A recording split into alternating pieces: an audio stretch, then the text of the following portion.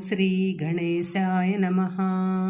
ఓం శ్రీకృష్ణ పరబ్రహ్మణే నమః. శ్రీమద్భాగవతం. సమస్త గురుమండలికి హృదయపూర్వక ధన్యవాదాలు తెలుపుకుంటూ దశమ స్కందం చదువుకుంటున్నాము. ఆ కృష్ణ భగవానుడి లీలలు, బృందావన లీలలు, అఘాసురుడు అవన్నీ చదువుకున్నాము. ఇప్పుడు బ్రహ్మయ్య భ్రమ. అఘాసురుని నోటి నుంచి బయటపడిన గోవత్స గోప బాలురును తోడ్కొని కృష్ణుడు యమున వద్దకు వచ్చాడు. గోపాలురు గోవులకు నీరు తాగించి దగ్గరున్న పచ్చిక బయల్లో వదిలిపెట్టేసి వచ్చారు. ఆ ఇసుక తిన్న మీద అందరూ వలయాకారంలో కూర్చుని ఉట్లలో కట్టుకొని వచ్చిన భోజన పదార్థాలన్నీ విప్పి సర్దుకొని తినటానికి సిద్ధంగా ఉన్నారు. కృష్ణుడు మధ్యలో నిల్చొని ఉన్నాడు. మొలకట్టిన గుడ్డలో మురళిని దోపుకున్నాడు. చంకలో బెత్తం పెట్టుకున్నాడు. చేతిలో వెన్న కలిపిన అన్నం ముద్దను వేళ్ల సందులో ఆవకాయ ముక్కను పట్టుకున్నాడు. ఆహా! యజ్ఞాలలోని హవిస్సును ఆరగించే యజ్ఞపురుషుడైన శ్రీహరి గొల్లపిల్లలతో చద్ది అన్నం తినటం చూసి దేవతలు మురిసిపోయి ముసిముసిగా నవ్వుకున్నారు. ఆ దృశ్యం ఎంత మనోహరంగా ఉందోనండి. పైనుంచి చూస్తే పద్మదళాల మధ్య పద్మనాభుడు శంఖచక్ర గదాపద్మధారి అయి లోకాలన్నీ వీక్షిస్తూ అనుగ్రహిస్తున్నట్టు కనిపిస్తుంది. అందరూ కృష్ణుడి పైననే దృష్టి నిలిపి భోజనానికి ఉపక్రమించారు. ఇంతలో దూడలు పచ్చికమేస్తూ దూరంగా వెళ్ళిపోవటం చేత పిల్లలు అలజడి చెందారు. మీరంతా అన్నం తింటూ ఉండండి, నేను దూడలను తోలుకొని వస్తాను అని చెప్పి గోపాలకృష్ణుడు పరుగున వెళ్ళి చూడగా దూడలు ఎక్కడా లేవు. వెతుక్కుంటూ తిరిగి పిల్లలు కూర్చున్న చోటికి వచ్చి చూడగా అక్కడ పిల్లలు కూడా లేరు. స్వామి యొక్క అద్భుత లీలలను స్వయంగా చూసి ఆనందించాలనే కోరికతో ఆ బ్రహ్మదేవుడు దూడలను బాలులను దాచివేశాడు. సర్వాంతర్యామి అయిన స్వామి సర్వము గ్రహించి తనయుని కోరికను వాత్సల్యంతో తీర్చదలిసి మందహాసంతో ఇలా అనుకున్నాడు. గోపబాలకులు దూడలు లేరని గోపికలకు చెప్పటం ఎందుకు?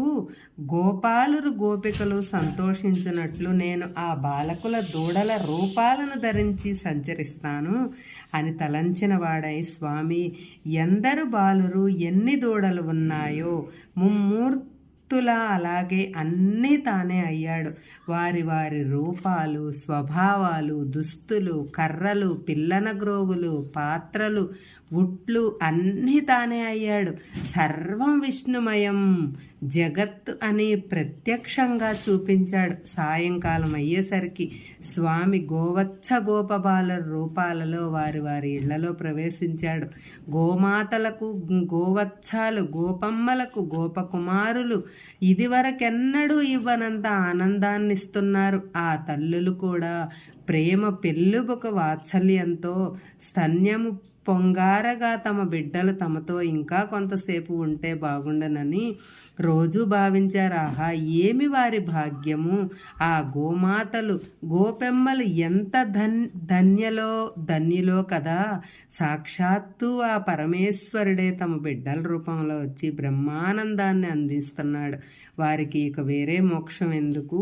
ఈ విధంగా స్వామి గోవత్స గోపబాలర రూపాల్లో తల్లులను తరింపజేస్తూ 1 సంవత్సరం వినోదించాడు.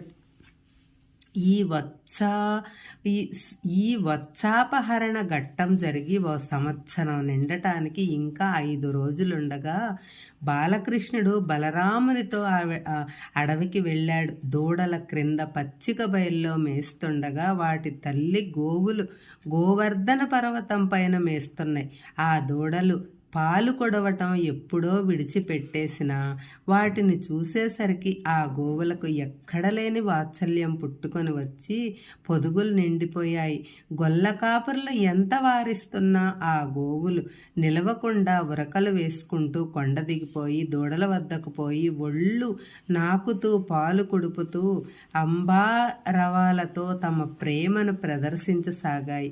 అలాగే గోవుల వెంట పరుగు పరుగున కొండ దిగి వచ్చిన గొల్లలు కూడా కింద నుంచి తమ కొడుకులను ఎత్తుకొని కౌగలించుకొని ముద్దులాడి ఎన్నాళ్లకో కలుసుకున్నట్లు ప్రేమ చూపిస్తుంటే బలరామునకు ఇదంతా ఏదో అనూహ్యమైన విచిత్రంగా తోచింది. ఇది కృష్ణమాయే అని తెలుసుకుని దూడలను బాలను పరికించి అంతర్దృష్టితో చూడగా అందరూ శ్రీ మహావిష్ణు రూపాలతో కనిపించారు. అప్పుడు బలరాముడు ఆశ్చర్యంతో కృష్ణుని వంక చూసి ఇలా అడిగాడు, మహాత్మా, గోపాలురంతా మొదట దేవతలని గోవులు ఋషులని తెలుసు గాని ఇప్పుడు గోవత్సాలు గోపబాలకులు నీవే అని అనిపిస్తున్నది ఏమిటి? ఏమిటయ్యా నీ లీలా అని అడిగిన అన్నకు కృష్ణుడు అంతా చెప్పాడు. గోవత్సాలకు గోపబాలురను ఒక గుహలో దాచివేసిన బ్రహ్మయ్య తన సత్యలోకం వెళ్ళి సభామందిరంలో ప్రవేశింపబోయే ద్వారపాలకులు అడ్డగించారు. నీవెవ్వడివో గాని మా బ్రహ్మదేవుని వేషం వేసుకొని వచ్చావు. మా బ్రహ్మదేవుడు దేవతలతో కొలువు తీర్చి ఉన్నాడు. నీవు ఇప్పుడు లోనికి పోతే సభకు అంతరాయం కలుగుతుంది కనుక వెనుకకు మరలిపో అన్నారు.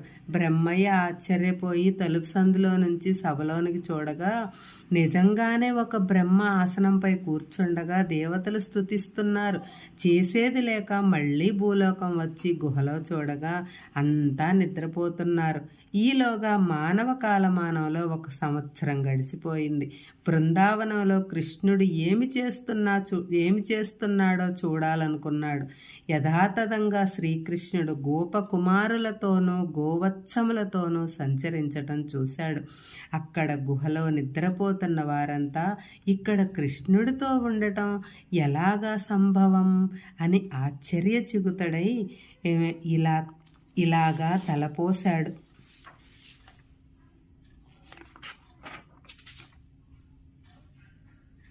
మందకు చెందిన దూడలు బాలకులు నా యొక్క మాయా గుహలో బాగా నిద్రిస్తున్నారు.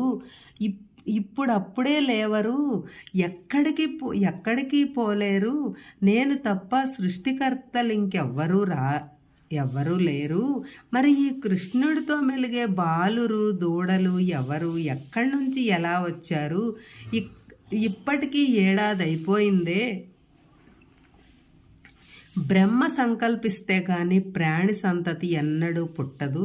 సృష్టించడానికి బ్రహ్మన్ నేనొక్కడనే కానీ వేరే ఎవ్వరు లేరు కదా. మరి నేను సృష్టించకుండా ఈ బాలల వత్సల సమూహం ఏ సృష్టిలో నుంచి వచ్చింది?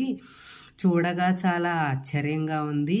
నేను పుట్టి జగములను అనేక సార్లు సృష్టించాను. నా వయసు సగం చెల్లిపోయింది కానీ అవురా, ఇలాంటి విడ్డూరపు అపరస్మృతులు ఈ భూమి మీద ఇంతవరకు జరగలేదే. పాపం బ్రహ్మదేవుడు ఈ విధంగా అయోమయ స్థితిలో చిక్కుకున్నాడు. తాను మోహంలో పడకుండా జగములను మోహింపజేయగల నేర్పరి అయిన విష్ణువునే భ్రమింపజేయదలుచుకున్న బ్రహ్మయ్య తానే భ్రమలో పడ్డాడు కదా.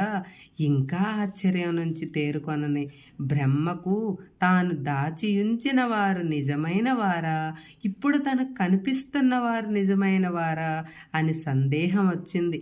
కండ్లు నలుపుకొని కృష్ణునితోనున్న గోవత్స గోపబాలురను తేరిపారా చూశాడు. అహో, ఏమాశ్చర్యము! ప్రతి దూడ ప్రతి బాలుడు ఒక మహావిష్ణువై చతుర్ముఖు దర్శనమిచ్చారు. నీలమేఘ శ్యాములై పీతాంబరదారులై చతుర్భుజాలై శంఖ చక్రాదులను కిరీట కుండలాది ఆభరణాలను ధరించిన వారై కన్నుల పండుగగా బ్రహ్మకు దర్శనమిచ్చారు.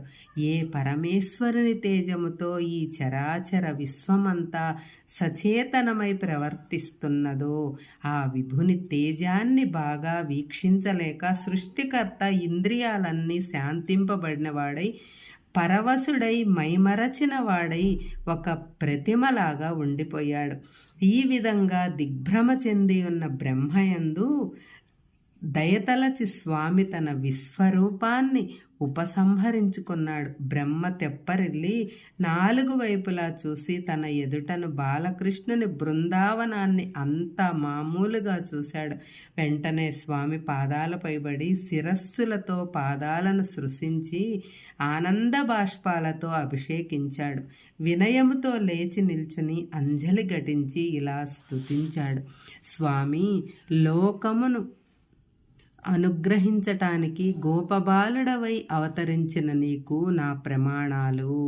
నిన్ను తెలుసుకోలేక నీ పట్ల నేను చేసిన ఈ అపచారాన్ని వాత్సల్యంతో మన్నించి నీ నిజరూపాన్ని చూపించావయ్యా. అయినా నిర్మల జ్ఞానానంద స్వరూపుడవైన పరమాత్ముడవు నీవు. నిన్ను నేను ఎరుగ్గలనా స్వామి? నీవు ఇంద్రియ జ్ఞానానికి అగోచరుడవు. విశ్వమంతా నీ కుక్షిలో ఇమిడి ఉంది. నేను నీ కుక్షిలోనున్న వాడినే గనుక నిన్నెరుగలేను. విశ్వమంతా నీలో లయించినప్పుడు ఆది నారాయణుడవైన నీవు జలములో శయనించి ఉంటావు. మళ్ళీ నీ నుండియే విశ్వ సృష్టి అంతా ఉద్భవిస్తుంది. అణువులో అణువువై ఉండి నీవు అంతటా వ్యాపించి ఉన్నావు. మహత్తు కంటే మహత్తువైన నీలో అంతా ఇమిడి ఉంటుంది. నీ నాభి కమండలం నుంచి ఉద్భవించిన నేను నా ఉత్పత్తి స్థానమైన నిన్ను తెలుసుకోవాలని 100 సంవత్సరాలు వెతికి విఫలుడైనాను. ఈ అవతారంలోనే విశ్వమంతా నీ నోటిలోని నీ తల్లికి చూపించావు. గోవత్స బాలకులలో నీ యొక్క దివ్య రూపాన్ని చూపించి నాకు కూడా నీ విశ్వరూపాన్ని చూసే భాగ్యం కలిగించావు. విశ్వమంతా నీలోనే ఉంచుకొని దానిని వెలుపలకు పంపించి అందులో నీవు ఉండి అన్నింటిలోనూ నీవే వ్యాపించి మళ్ళీ అన్నింటినీ కనబడకుండా చేసి చివరకు నీ ఒక్కడవే మిగిలి ఉంటావనే నీ యొక్క సృష్టి రహస్యాన్ని ఇప్పుడు నాకు చూపించావు. సృష్టి స్థితి లయాలు అన్నీ నీవే చేస్తున్నా బ్రహ్మ విష్ణు మహేశ్వరులు వేరువేరుగా ఉన్నట్లు కనిపింపజేస్తావు. సర్వము నీవే. నిన్ను వినా ఇంకేదీ లేదు అనే సత్యాన్ని తెలుసుకొనివ్వదు. నీ మాయ జన్మయే లేని నీవు దేవతల్లోనూ ఋషుల్లోనూ మానవుల్లోనూ చరాలలోనూ జన్మిస్తూ సాధకులను రక్షిస్తూ దుష్టులను శిక్షిస్తూ ఉంటావు కదా. నీవు సకల జీవులకు ఆత్మవై